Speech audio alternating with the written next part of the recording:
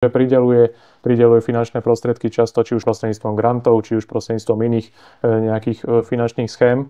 Skrátka subjektom, ktoré presadzujú jej politiku. A takisto napríklad dôkazom môže byť aj konferencia o budúcnosti Európy. Je to konferencia, ktorá sa deje každý rok.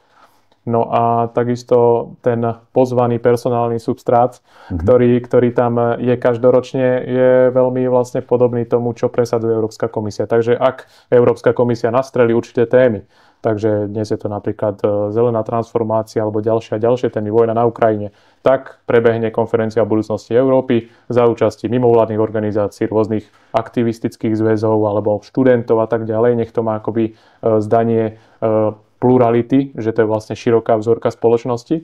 No a tá konferencia neodhalí prakticky, aj keď je tam niekoľko stoviek ľudí, ktorí vystupujú a majú svoje prejavy, tak nepovie prakticky nič iné, ako hovorí Európska komisia, teda žiada viac Európy, viac akcieschopnosti, čo už súvisia s hlasovaním kvalifikovanou väčšinou a ďalšie takéto prvky, ktoré už sú presadzované už aj z tej vysokej úrovne.